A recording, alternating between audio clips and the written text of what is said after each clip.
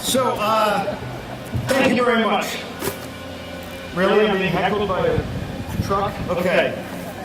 Head of School Glendinning, distinguished faculty, family and friends of the graduates, ladies and gentlemen of the Moses Brown class of 2018, for the privilege of speaking to you this morning, I am both honored and grateful. A special thanks to the Board of Trustees and the administration for finally lifting the restraining order and allowing me back on campus. What a glorious day here in the shadow of the elms. It's really beautiful. I love the campus when it's in full spring bloom. Past speakers, as George so eloquently pointed out, to this commencement have included U.S. senators, U.S. ambassadors, titans of industry, Yale law professors. And you got the guy who lost to the dog act on a reality show. I don't know what you did, but you're being punished, everybody. I also want to thank you for not making me wear a cap and gown. I've participated in a few graduation ceremonies before where you have to wear that giant polyester nerd muumuu, and I'm glad we're not sporting that today. Brief history, I came here in 4th grade, 1974. Previous to coming to Moses Brown, I attended 2 Catholic schools, and I have scars to verify that. To this day, if I see a ruler, it's like a Vietnam flashback. I was thrilled to come to a Quaker school because the tradition of the Quakers espouse nonviolence and pacifism. I was like, the teachers aren't going to hit me? Really? That's weird. I loved that. And I'm the youngest of 6 kids, so I used to get smacked around a lot. I used to get beaten up by these green berets that live in our neighborhood. Some people call them Girl Scouts, whatever. But I loved the fact that it was a peaceful campus. I learned about the nonviolent tradition of Quaker people and the Quaker religion in shop class one day. I made a billy club, which is a baton, a police baton. I didn't know. I was working on the lathe and I made it. And our shop teacher, Mr. Bradshaw, who we affectionately called Mr. Badsaw, because we were comedic geniuses and he was missing his pinky, he freaked out when he saw my billy club. He said, "You can't make a weapon at a Quaker school?" And I said, "What about the upperclassman that just gave me a wedgie? That was violent." But anyway, he turned my billy club into sawdust. I was read the riot act, and I learned that we're all about pacifism and nonviolence on this campus, which is tough when you go to high school and you want to be, I wrestled, I played lacrosse, I played football, and those are violent sports. And we were playing teams like St. George's, who were the Dragons, and Hendricken were the Hawks, and the Sea Wolves, or whatever they were, from Tabor Academy. And we were the Quakers, which wasn't striking fear in our opponents. They weren't saying, "Oh, it's the conscientious objectors." Ooh. But I embraced the Quaker lifestyle when first of all, Quaker meeting was the best. I really loved Quaker meeting. Again, I was Catholic, and we were told by the priest when to sit, when to stand, what to say, when to say it. And in the Quaker meeting, anyone can speak. Anyone can get up if they're so moved and say whatever they felt, and I thought that was amazing. And I had to tell you, some of the best naps of my life took place in that Quaker meeting house. And on a more serious note, my senior year, we had a student in our class, and classes are small, as yours is, take his own life. And it was in the middle of exams, and we were all devastated, and they postponed exams. 2 days later, we had a Quaker meeting. And I've had family members pass away. I will tell you that that was the most moving experience I think I've ever had as far as a religious gathering. It was an avalanche of emotions, tears, anger, frustration, laughter at times, talking about what a great guy Dirk was. And so that stuck with me all these years. That's one of those memories. Many of my memories from Moses Brown are a little foggy because of the concussions, but that's one of the memories that I will always hold on to. It's incumbent upon me as your speaker to tell you the things that I wish someone had told me back in 1982, where I was sitting exactly where you are. Things that may not be great to hear. Here's one. Your days of Frederica and Freddie Freeloader are rapidly coming to an end. Do you know that? That's the bad news. I don't want to be a buzzkill, but the good news is that you have been prepared unbelievably for the next chapter in your life. Your parents have made a tremendous sacrifice to keep you here, to give you this education, along with the faculty. Parents in particular, I mean, to put it in perspective, each year that you attended Moses Brown, they could have bought a brand new Lexus IS 250. But you are leaving here with a top-shelf education. I mean, the creme de la creme of educations. And you don't even know it yet because you're hanging out with your peers here. But 4 months from now, you'll be at college at some fraternity party, and you'll be talking to someone, and you'll think it. You won't say it because you were brought up right and you're polite, but you'll think, oh my God, this person is a moron. I'm serious, it's going to happen. I met my freshman year roommate, and the first thing he asked me where I was from, and I said, I'm from Rhode Island. And he said, is that part of Massachusetts? And I politely said, no, but in my mind I said, dear God, how did you get into this university? So you have been given a gift, is my point. You've been given a great gift. The education you received here. The best part of Moses Brown, for me, was learning to learn. Once I learned how to learn, and I got to college, I felt like I was light years ahead of some of the other people in my class and some of my friends and my fraternity brothers. You've been given such a gift, and you may not appreciate it now, but it's a great gift. So in the words of Tom Hanks at the end of Saving Private Ryan as he lays dying, earn this. Earn this gift that you've been given, because we're all looking forward to see what comes of you. I'm sure you've made your parents proud today. You're making the Moses Brown community. Now go make yourselves proud. Life is not fair. That's another little healthy dose of reality, everybody. Life is not fair. For example, for 30 years, I married a comedian, because who needs health insurance? And for 30 years, we've been trying to increase our exposure, to increase our fan base. So I have done everything, not just reality television. I've done a bunch of that. We had a reality series that was on the Women's Entertainment Network, which was emasculating as hell. But I've done local television, those cheesy morning shows in every market in this country. I've done local radio, podcasts, all over social media, because I want to increase my exposure. And then a mild-mannered headmaster from a Quaker school in Providence, Rhode Island, posts a no-school video, a snow day video, and gets 10 million views. That, ladies and gentlemen, is unfair. And I could have done a cameo, I could have done a snowman in the back, I wasn't even invited. Thank you for that. Life is unfair. I will tell you, in middle school, my mom passed away when I was here. And we were devastated. My 5 older brothers and sisters, my dad, we were just shell-shocked. It was sudden.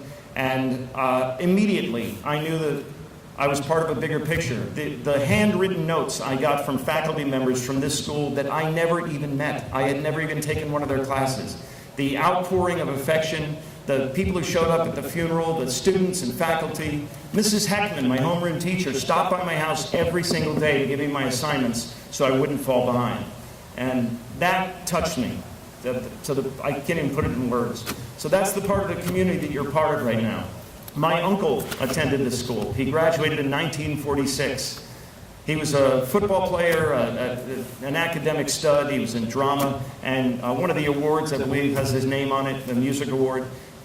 He was diagnosed with cancer in junior year. And back in 1946, they didn't have chemo and radiation, so they amputated. They amputated his arm right above the right elbow. He went back the following fall and started for the varsity as a running back. That's God's honest truth. You can look it up. He would tuck the ball under half his arm, use the other arm to hold it in place.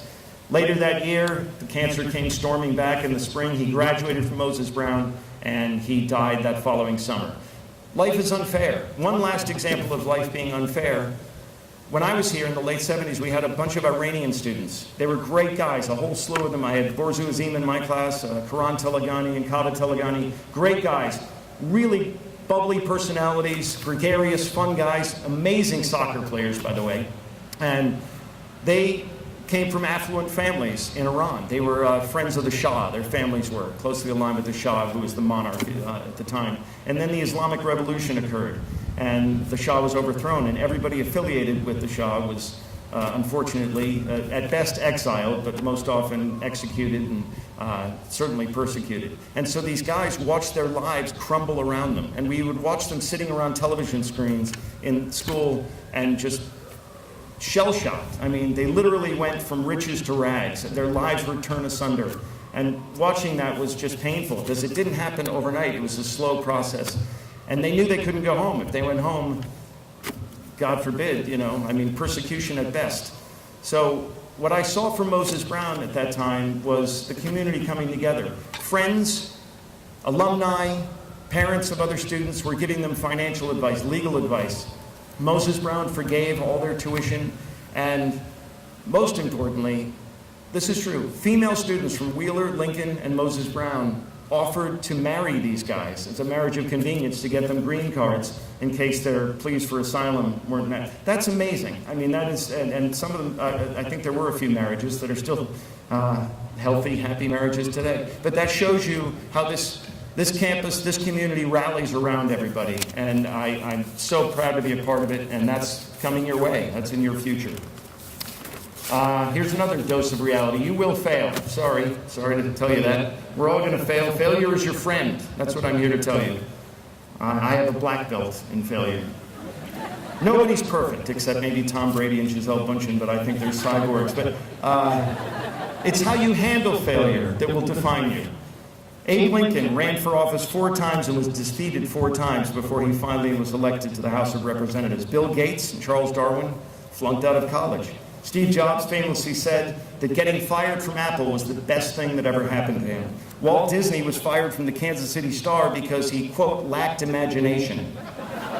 Oprah Winfrey was fired from her first TV job in Baltimore as a news anchor because her news director said she was too emotional. Dr. Geisel, aka Dr. Seuss, had his first book rejected by 27 publishers.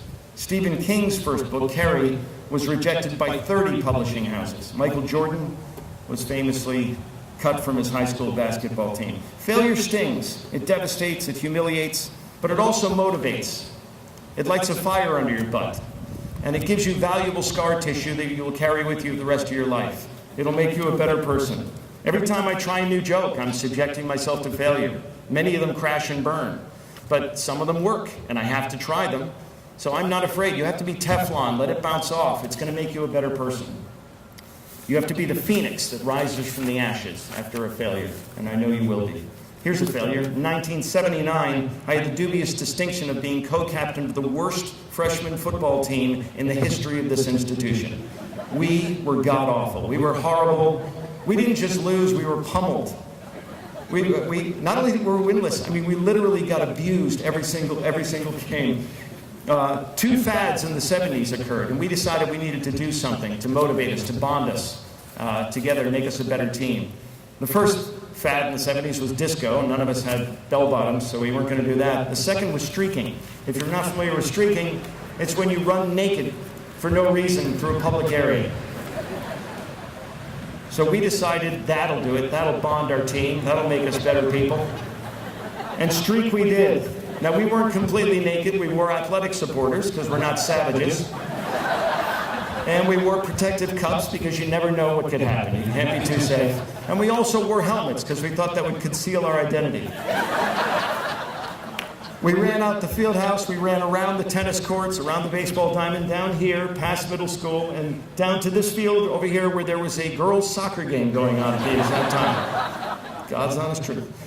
We turned around, we huddled in the bushes waiting for the heavier guys to join us, and then we turned around and we ran back. And as we almost made it to the field house, I looked over my shoulder, and 2 faculty members, Mr. Fitz and Mr. Young, were sprinting after us. And I knew we were toast.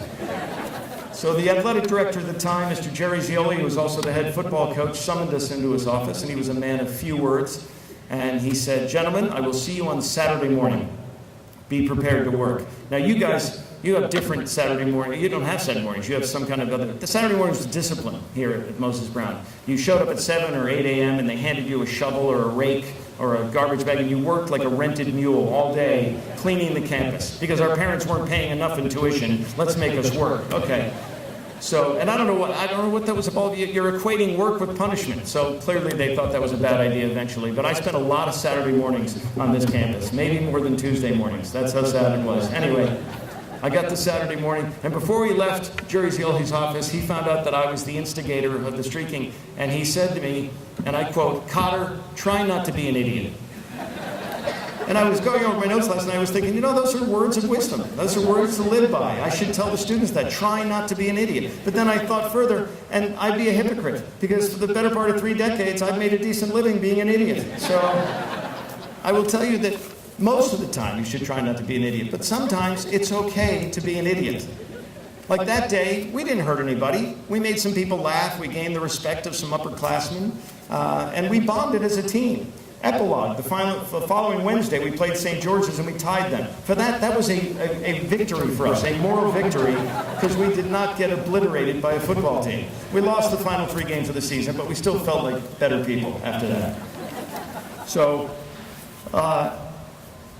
what can I tell you about that? I'm editing now because some of this is too much, and I want to be like, brevity is the soul of wit. Here's one last final thought for you, really. Open-minded. Be open-minded. Some of you have set your course already. I'm going to be a neurosurgeon, or I'm going to be an engineer or a teacher. And you set that course, and God bless you. That's great to have goals and to set out to achieve those goals. But I will tell you that it's okay to deviate from that path. That path is not etched in stone. I went to Denison, and by sophomore year, fully half of my friends had switched their majors. They decided that they didn't have passion for what they were pursuing. They thought they would, but they didn't. And so it's okay to take the road less traveled. It's okay to try something different. You don't want to be stuck in a job that you detest, that you can't stand going to. YOLO. You only live once. You want to live happily for those days. And you have to get up every day, 8 hours to whatever job you're going to do. Make it a job you love. Find something you love, you'll never work a day in your life. It's an old cliche, but it's true. George mentioned that I wanted to be a lawyer. I was set up to be a lawyer. I was pre-law. I clerked for a judge. I interned at a law firm. I was a cop on Nantucket for my summer job. I was going to be a lawyer. And then senior year, I spent less time studying for the LSAT and more time watching Richard Pryor videos and George Carlin videos and Rodney Dangerfield and Eddie Murphy. And I realized that was my passion. So when I graduated, I said to my father, Dad, I'm going to go to law school eventually, I think, but right now I need to get this comedy thing out of my system. And that was 32 years ago. I've never looked back, and I love what I do. So I'm telling you, don't stick to the path that you have set for yourself. Remember when you were 7 and you said you were going to be an astronaut? How did that work out, And some of you are not going to be a princess. I hate to break it to you. So deviate from the path if you want to. Now, in closing, in late 20s, early 30s, I had a brief health scare. Turned out to be nothing, but I was feeling my mortality, and I wrote a poem, and I entitled it To the Grandchildren I May Never Know. I know it sounds morose, but I changed it. I pulled it out of the mothballs because I'm supposed to impart upon you some wisdom. And I tweaked it a little bit, and I've made it specifically for you now. Hear me, graduates, I speak to you. These words I've written, I know to be true. This wisdom is proven by test and by time, and to help you remember, I have composed this rhyme. When you are laughing with family, drink in that time. Place a bookmark on that page inside of your mind. And when you are lonely, feeling sorrow or rage, you will find joy when you find that page. Carpe diem, seize the day. On this there is not much more I can say. Look out for yourself, but don't be selfish. The world is your oyster, unless you're allergic to shellfish. Remember your first kiss. You'll refer to it often. You only stop flashing back when you lay in a coffin. Remember your first crush and all the feelings that you felt.